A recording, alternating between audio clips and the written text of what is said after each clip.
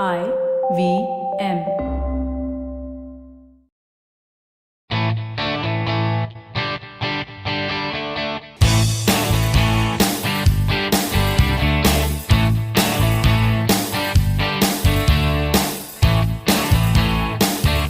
Hello and welcome to a brand new episode of the Musafir Stories, India's very own travel podcast, where each week we share the journey of travelers in their own words and relive their experiences with you, our listeners. Hey guys, welcome to a brand new episode of the Musafir Stories podcast. Hope you're all well and keeping safe. On the podcast today, we have Abhishek Vaid from the Untravel Show. Regular listeners would remember him from the wonderful account of his trip to Kartarpur Sahib that we covered on the podcast some time back. Today, Abhishek takes us to a brand new destination. Let's hop on to the episode and untravel with Abhishek. So with that introduction, we'd like to welcome back, Abhishek Vaid from the Untravel Show. Hey Abhishek, welcome back to the Musafir Stories. Yay! So happy to be back. Yes, it's been a long time. Yeah, it's been, I think, easily 2 years now, or maybe 1.5, 2 years, yeah. Yeah, it's been a while, and Abhishek obviously has been going places with the Untravel Show, and really looking forward to the conversation. But Abhishek, for first-time listeners, why don't you give a quick overview of one introduction about you, yourself, and also the Untravel Show and the Untravel way. Like I was telling you, it's very different to the usual check off your bucket list type of traveling. So why don't you give us a quick overview? Sure. So well, I run this travel media company, which of course also has an online travel show by the name of the Untravel Show. The idea behind Untravel is that one is travel unlike the way we have been doing so far, and the other is travel content unlike the kind that we have been watching so far. So of course, when someone hears travel content, the first thing that comes to their mind is travel vlogs. But to be honest, I'm an old school that way. I'm an 80s kid, and I was born and raised in the era of travel shows and not travel vlogs. So I was very clear right from the start when I took the entrepreneurial plunge that it's a childhood dream of having a travel show either on a TV or any other platform. And yes, I realized, but by then I was in my early 30s, and I realized that nobody is going to launch me or come up with a travel show concept where I can be the host. So I said, "ठीक है यार, if that's not gonna happen, why not do it all by myself?" So why a travel show is because the entire content is theme based and story based. We are not really into 10 best places to stay or 10 restaurants to eat at or 10 things to do, because I feel that the entire approach towards best thing and most important places to see and whatnot has commoditized travel. To me, travel has always been an emotion. Travel has always been an experience. Travel has always been nostalgia. And through our episodes, our intent is not really to give you an end-to-end travel guide, but at least for those 15-20 minutes, hold your hands and teleport you to that place where I am with the entire emotions that I'm feeling, either looking at a view or having a particular cuisine or having a conversation about somebody's life. So that is the kind of content that we deal in. So we call it that we are not an informative platform or informative channel. We are an emotive channel. Our intent is to provide those 15, 20, 25 minutes of sukoon, 25 minutes of solace, escape from the usual rut called life. Yeah, beautifully put, and very much in the line of how your videos are and how the brand Untravel Show is, right? Very cinematic, very thematic, and also very personal and laid back, I would say, right? Not for somebody who's in a hurry going from place to place? I mean, that's a different genre of It's a genre of different, travel. in fact, very recently we have discovered another consumer insight. It's exactly on the lines of what you just now said, that a bunch of people have come back to me and said that, I mean, that's the last piece of content that they would like to watch at the end of the day, or the first piece of content to start off their day. Mm-hmm. Yeah, the appetizer or the dessert. Appetizer or the dessert, menu, exactly. Very, very well put. Because for them, it's like now either you're gearing up for the day and you want that last few minutes of solace, or you're winding down after a long day, and you just want to actually get in that groove of feeling good. Absolutely, and that's what we'll try to get more into the details of. But yeah, Abhishek, where are you taking us to today? So this time I think we are heading north, and when I say north, I would say India's northernmost border with Pakistan and China. I would say the pinnacle of the Himalayan destinations, none other than Ladakh. The destination which is on, I think, everybody's checklist, bucket list these days, for good as well as for bad. But it's finally the time to untravel Ladakh. Yeah, really looking forward to untravel Ladakh, because we've seen a lot of,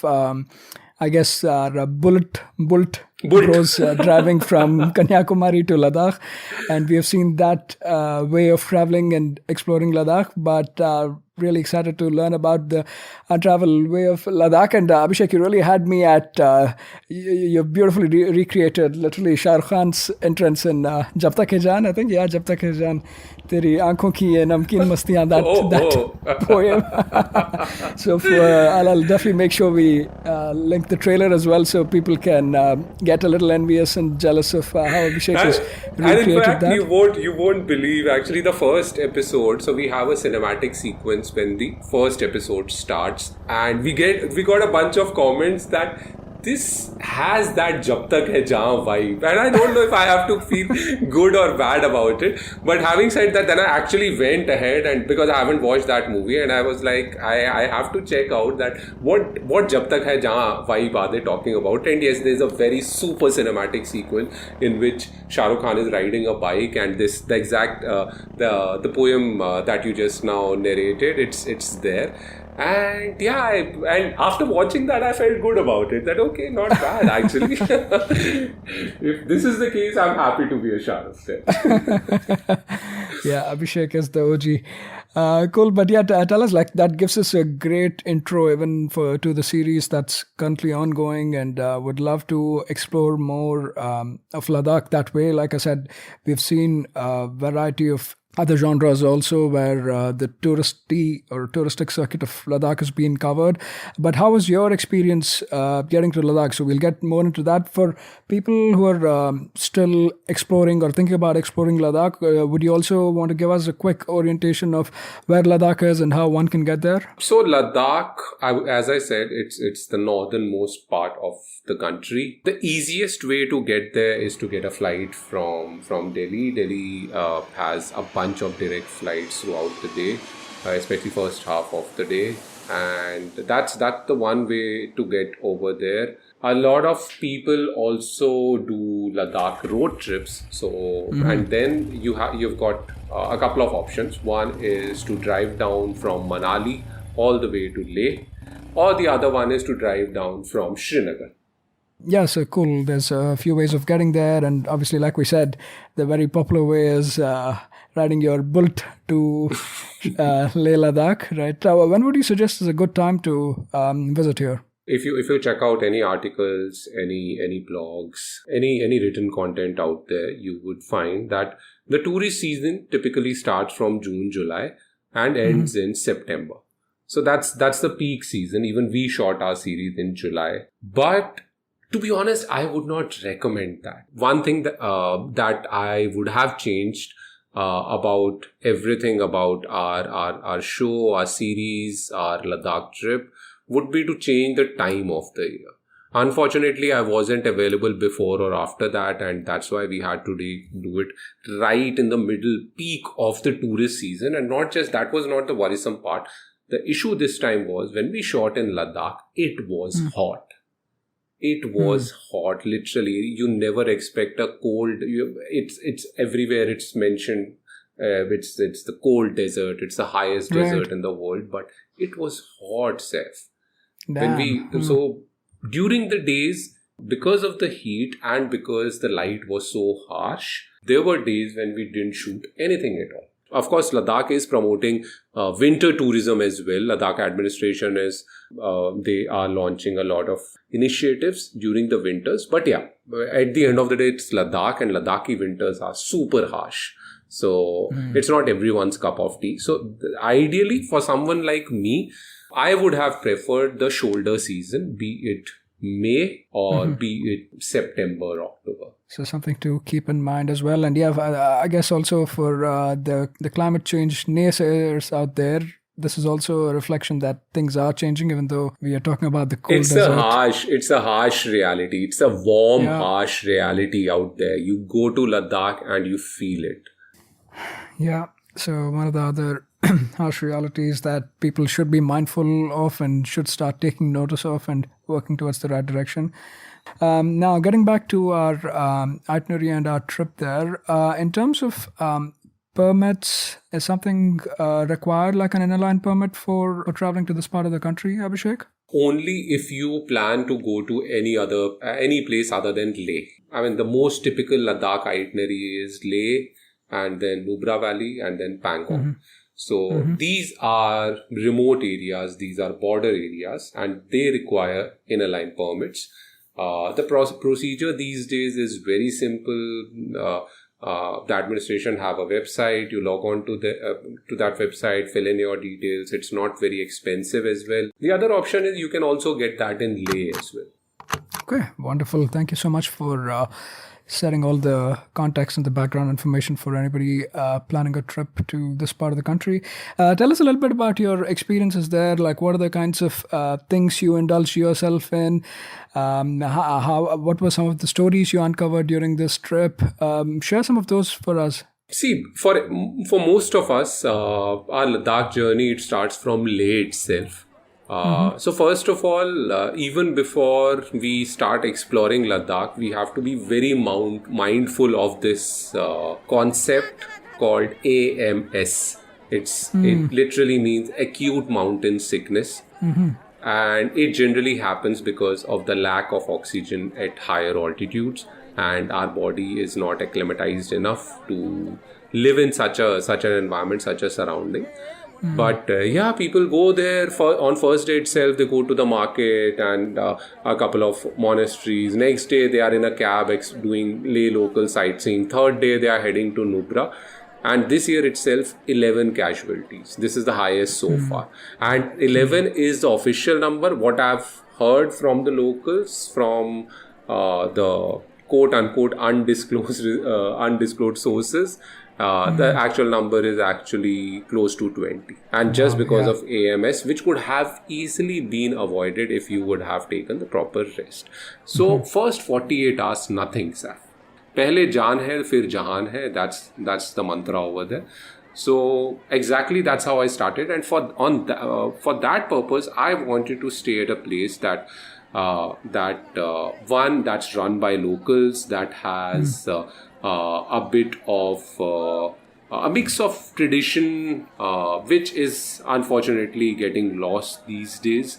Good food, good views, comfortable accommodation, and was fortunate enough that over and above all of this, I also got a very interesting host. A young woman running this place with the support of her family, and she conducts something like a heritage walk in Leh, and she took me to the back alleys. She took me to a gully called Kashmir Gully in Ladakh, where since a number of decades, Kashmiris have migrated. They have the typical Kashmiri breads over there. So we did a series in Kashmir last year, and I remember, so these simple bakeries are called kandur in Kashmiri and in Kashmir. So I could see the exact similar kind of breads over there in this lane. And it's a very unassuming sort of a gully. I would have easily missed that.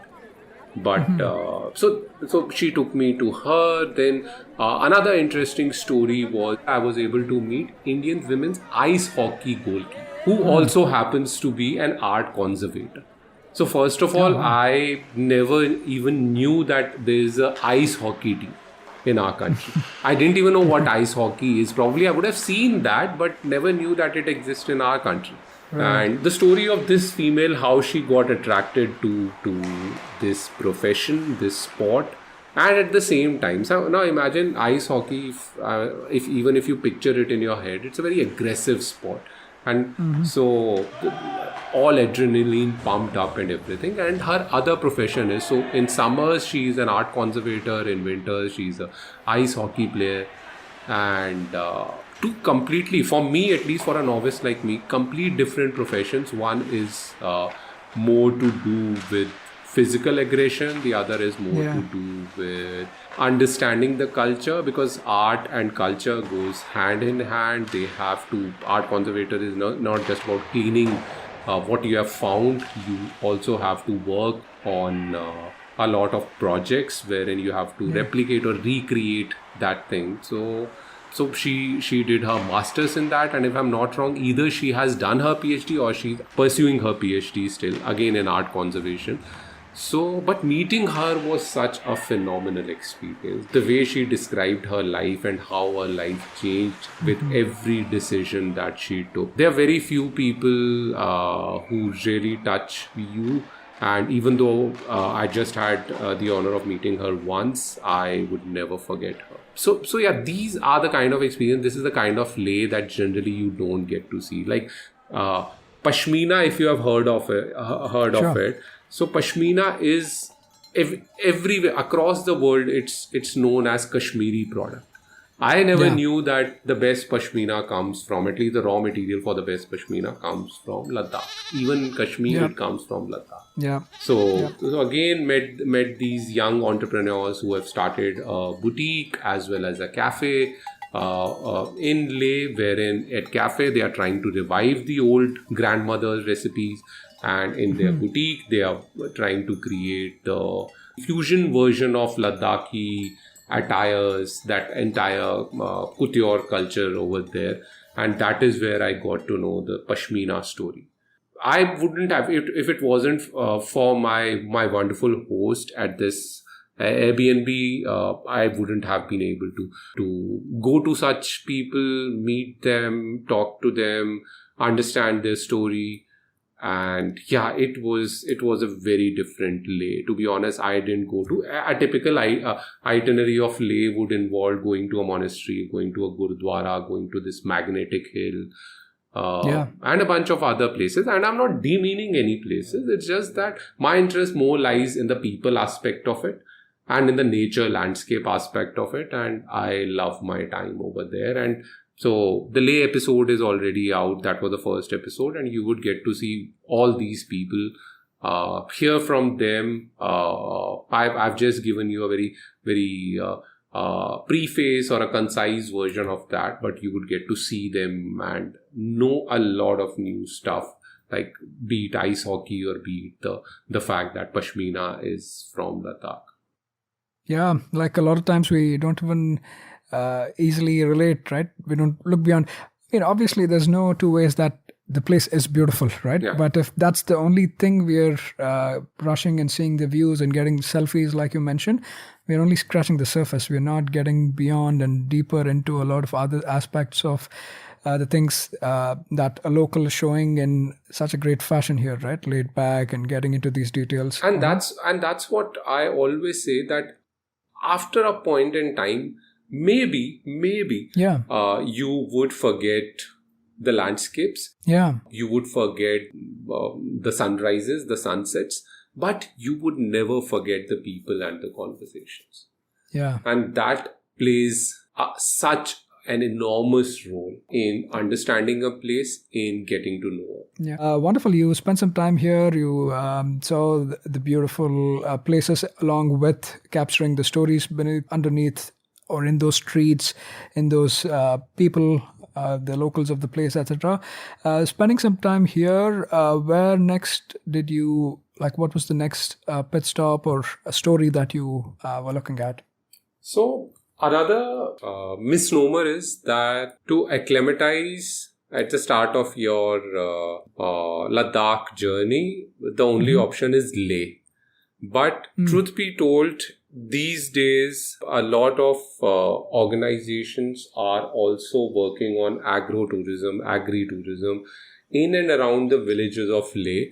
The intent is twofold. One is that it's being done to actually decongest Leh, to take pressure off Leh. And the other thing is to generate a secondary source of income for a lot of these dying villages. When I say dying villages, these are called ghost villages because all the younger generation, they are migrating either to Leh or to Chandigarh or to Delhi. And because of that, there's no one to take care of them, their farms, and they believe that their culture is dying with them. So these organizations are trying to build homestays in such villages, and because of the proximity to Leh, they can also be a great option to acclimatize. And even better than Leh because you would be in clearer and cleaner surroundings. You would have even better views than you would be getting in Leh, and you would get a peek into the local lifestyle. So that's why I went to this village called Phyang, which is just, if I'm not wrong, 20 kilometers from Leh, and spent a few days with the family over there, discussed their current lifestyle, discussed their childhood, roamed around with them in their village, understood the kind of life that they have, had some really, really good food and very, very heartwarming moments with them.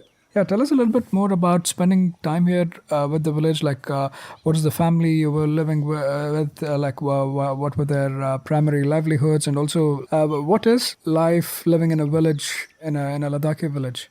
See, because Phyang is not very far from Leh, so a lot of people do have, in fact, a lot of youngsters, they do have their day jobs in Leh itself.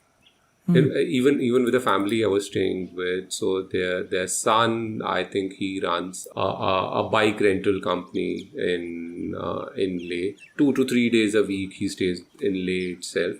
The remainder of the week he's back home. The life over there, they have their own farms. The uncle and auntie, the uncle used to work in the army. Now he's full-time with running his homestay and taking care of the farms. The auntie is also a government school teacher. They also have a daughter. So I was interacting with her, and ऐसी बातों में I asked that, is she working somewhere, or is she studying? And I got to know that she was pursuing her PhD, and that too in, I think, environmental sciences. And she's just come back from Punjab, I think. She was doing from Punjab University, and for a few weeks she's back in Ladakh. People are really working towards education, working towards a better life, but I could still see that not at the cost of so in a bid to create a so-called better lifestyle, they are not missing out on the luxuries of village life. And they have time to talk. That is something that I found missing everywhere else, unfortunately. But I mean, there are two sides to the coin. Of course, they have to. They know that they have a very small peak tourist season. That's also the primary reason that this time around everybody is completely into their business. But over here, beat the water, beat the air, beat the views, beat the food. I found, I might be biased, but I'll be honest, I won't be lying if I say that the food tasted tastier here. It has something to do with the air of the place.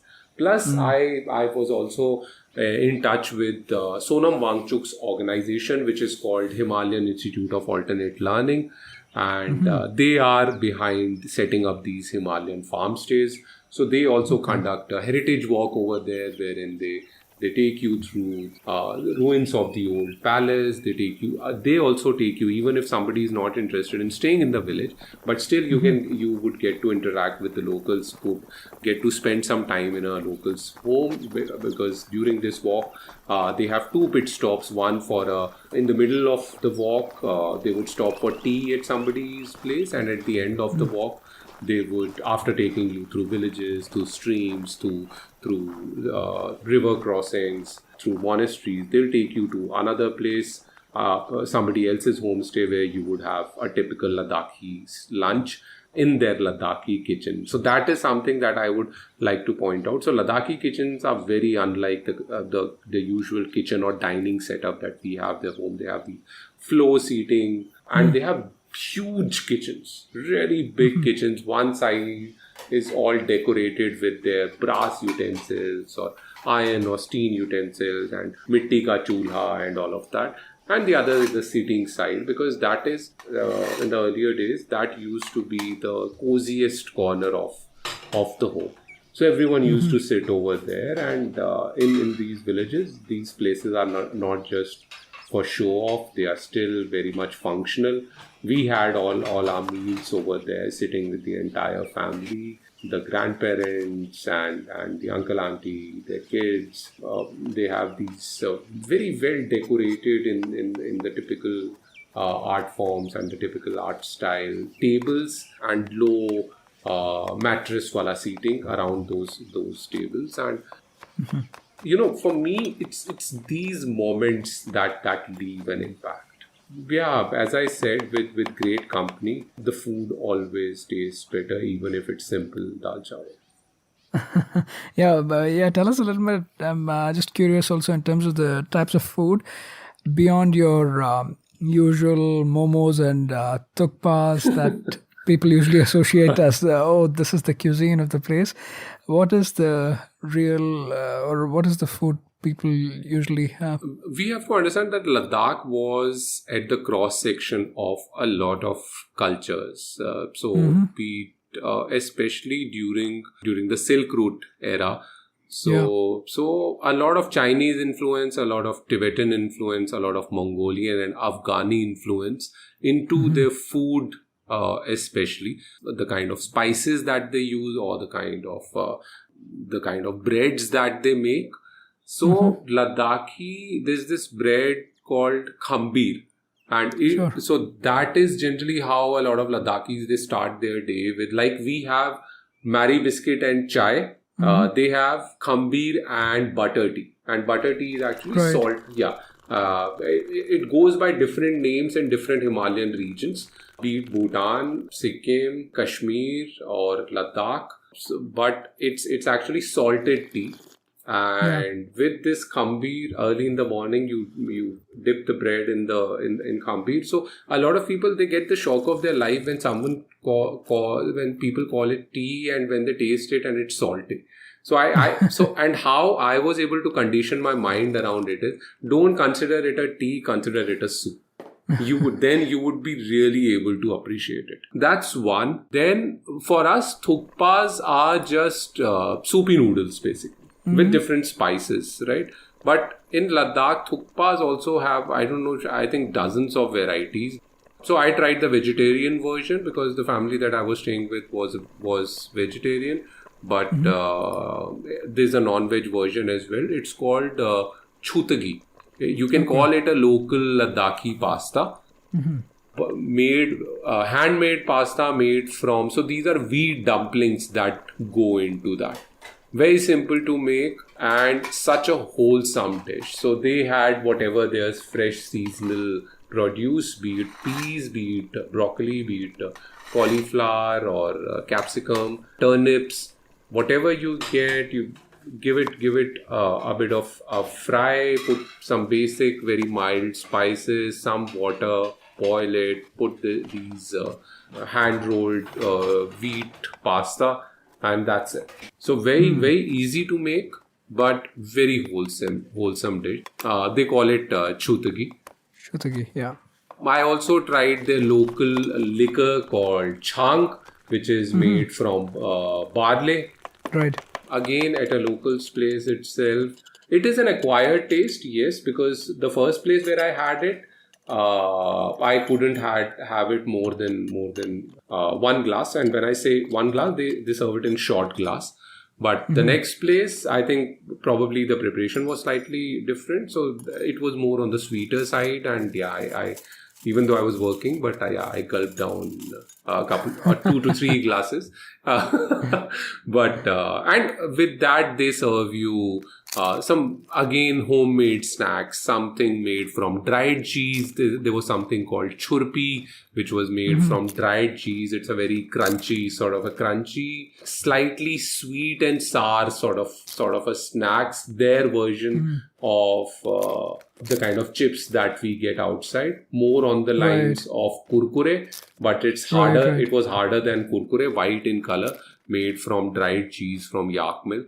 The place there where I stayed at in Leh, the host that I had over there, her sister also runs a food experience. And why I'm focusing more on the word experience, because it is an experience to be hosted at her place, because this lady, she conducts a food tour at her place, a food tasting experience at her place, which easily runs for 3 to 4 hours. It's a gastronomical experience. It's not just a dining experience. It's an experience of food. It's an experience of culture.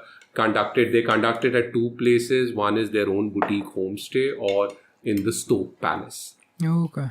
The dish that I liked the most, because I ordered the same in my dinner as well, and I had the food tasting experience at around lunch. It was called Yarkhandi Pulao. So Yarkhand is a region in China. That is where that's the place from where this dish comes into Tibet and then to Ladakh. I really loved it for the texture, because it has a bit of crunch. It had a bit of softness from raisins. It had a bit of sweetness. A very succulent meat. Even to be honest, when what we call momos, it's called, popularly they are called momos only in Ladakh, but the local name is mok mok, M-O-K. So mok mok. Ladakhi momos are very different. There are a lot of people, especially from Delhi, again, don't kill me for that, but a lot of people from Delhi complain कि अरे यार ये क्या momos है, हमारे यहाँ तो अच्छे मिलते हैं, तो बड़े मोटे मोटे हैं, they are very hard. But what we have to understand is, over there, by default, earlier they only used to serve mutton momos. And to be able to retain mutton with the juice of the mutton, with the juice of the entire preparation, because those used to be slightly juicier momos. It used to have, in a way, you can say some broth as well as the meat chunks as well. So that's why to bind it all together, to hold on to that liquid, the momos dough, it used to be thicker. Right. So yeah, and such conversations you only get to hear when you sit with them. Another very popular thing in Ladakh are dried fruits. So they dry a lot of their stuff. What I tried was dried apples and dried apricots, and they use it as desserts as well. Sometimes you're not really into a cheesecake or a mithai. They are really, really good, because the quality of the produce that you get, especially for these two fruits, apples and apricots, are really good. And for winter months, they dry a lot of fruits. I think apricot is also like very popular in the region, right? Especially like apricot jams from here, they're pretty popular too. So good way of like trying out them in the dry form as well, right? Exactly. And in fact, for us, it has become a kind of a snack.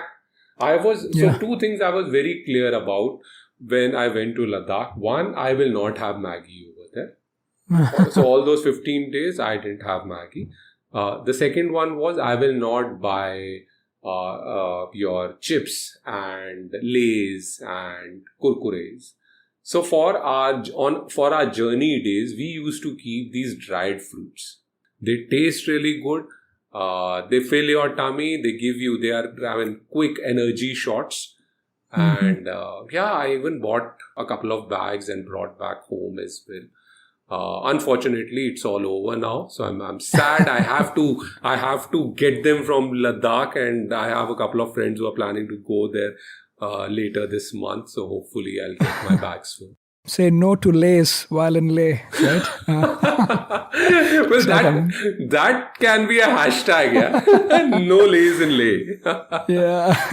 And no plastic cover also, that means. So no plastic wrapper as well. Double benefit, double bonus. So wonderful. Yeah, that really sounds like a delectable experience, right? The food also, like even we mentioned at the beginning, we don't tend to like get out of our comfort zones or get out or try out anything beyond the momos and the thukpa, which are also great. But I mean, it's fair that some of these might have an acquired taste or might not be in your comfort zone, right? But I think the whole experience is to go and try out things that are not something that you'd be eating in your day-to-day diet. And yeah, right? and that's very well said, that it's not that you're going to love everything, but one thing I can promise, that you would, of all the dishes, you would find one or two of your favorites. Yeah. Like for me, it's the Yakhandi pulao, definitely really, really good. And these dried apricots. Third one was chutagi.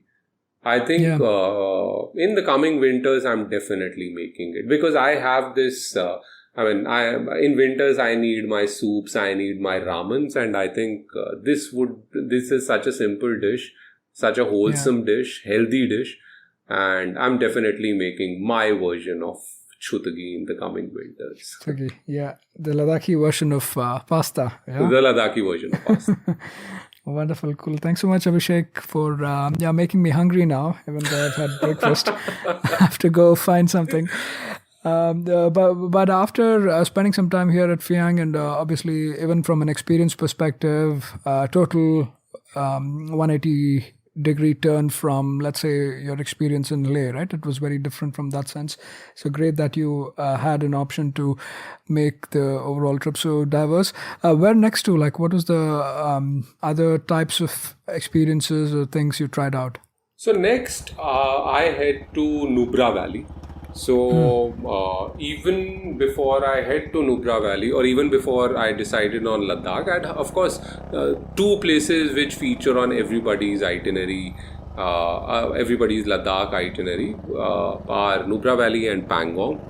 And even though initially I thought that I would give them a miss, but when I started reading about them, I realized that so far what I've seen, it's not even scratching the surface, because again that place, be it from the history or the cultural aspect, or even from the landscape aspect or from the story aspect, that place offers really a lot. It's not just going to Nubra Valley is not just about camel rides, those double humped camel back rides, Bactrian camels, or the ATV rides. There are more to that.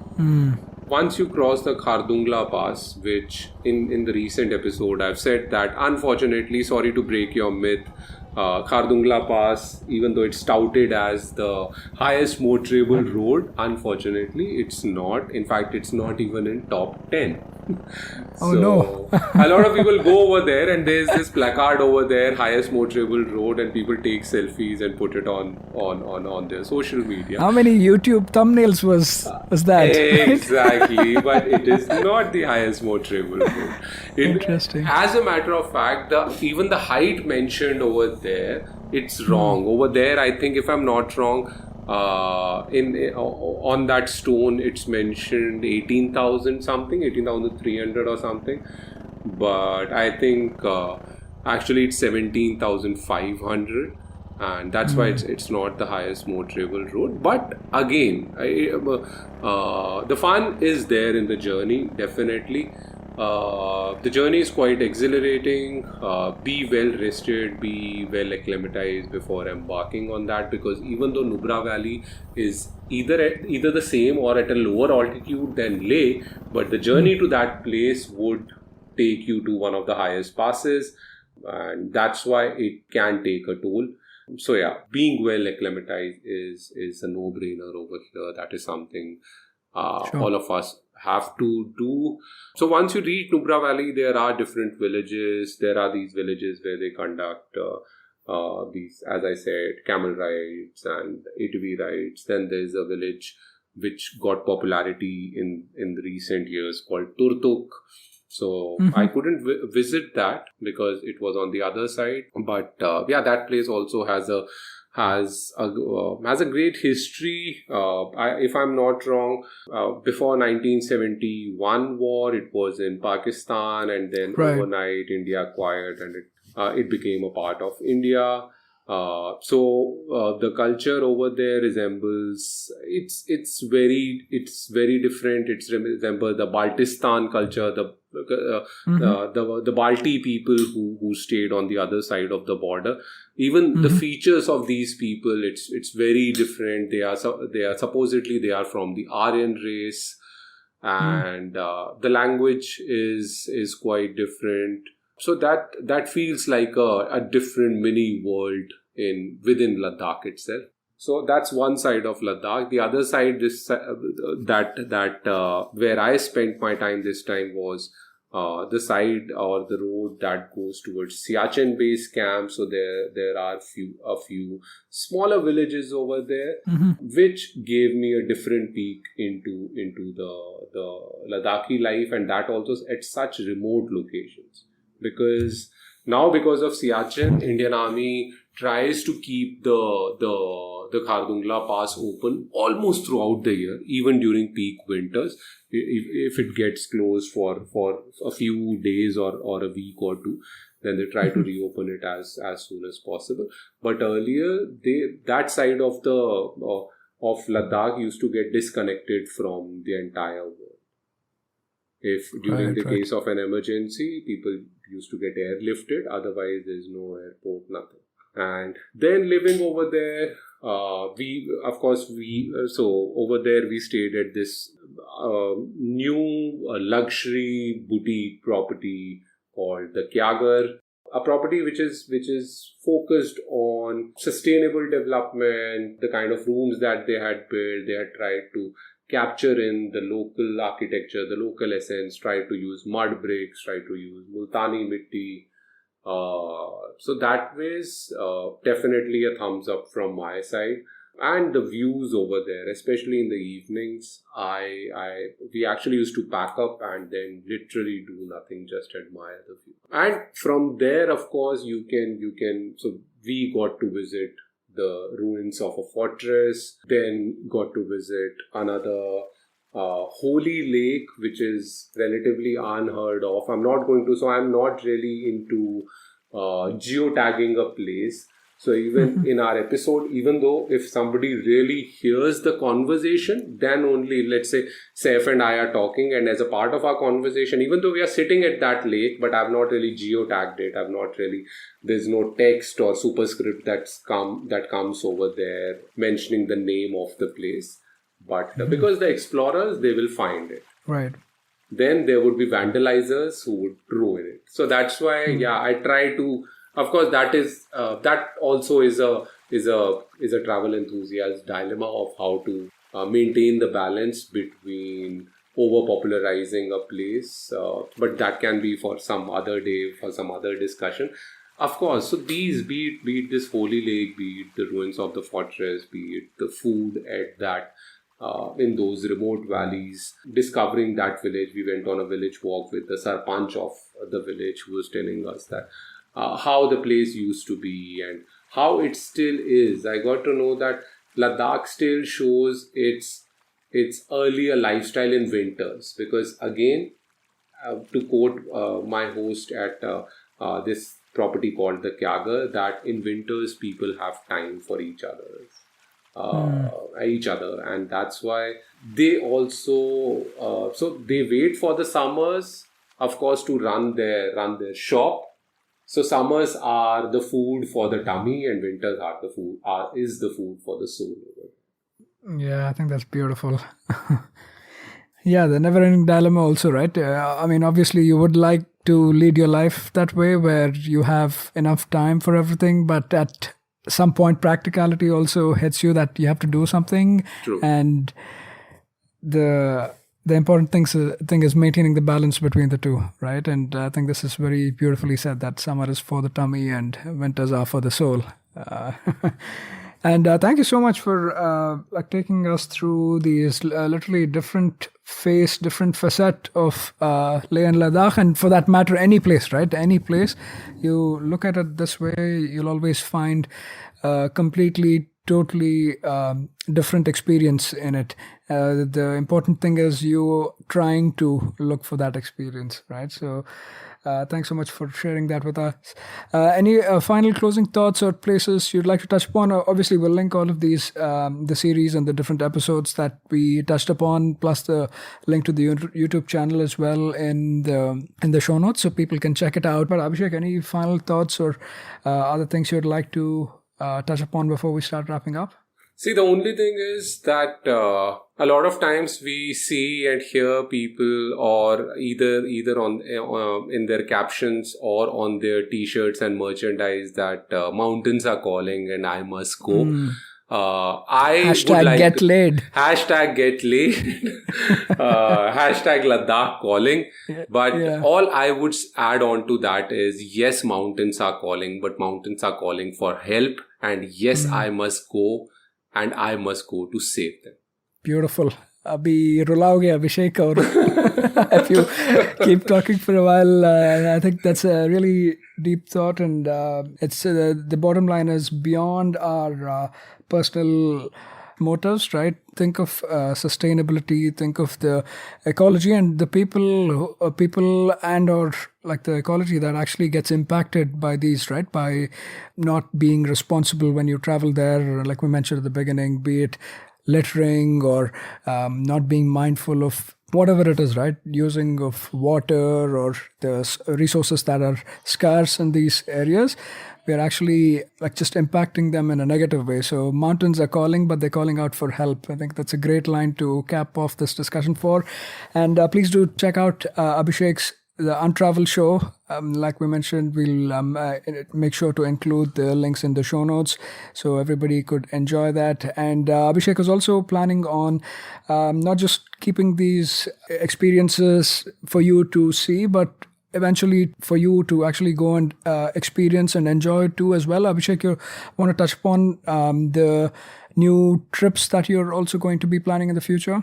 Yeah, so these are what we would like to call untravel experiences. The idea is that these are group trips for people who hate group trips. I being one of them, because never really been a fan of very itinerary driven, fast paced trips, and that's why we came up with these concepts. Untravel experiences wherein people would get to untravel with the chief untravel officer, and at the same time discover a different facet, a different side of a destination. These are by invite only, so there's an application process. All our episodes, they have the link to the form, the link to the application form, wherein you can go and submit your application. It would just take a few minutes. Then I and my team, we go through each and every application, and every month we shortlist 6 people who actually get to be a part of this trip. These are, of course, paid trips, but our focus is more on building a community of like-minded travelers, or building a community of mindful travelers. We try to conduct one every 1 or 2 months, so on an average 45 days. So far we have conducted 5.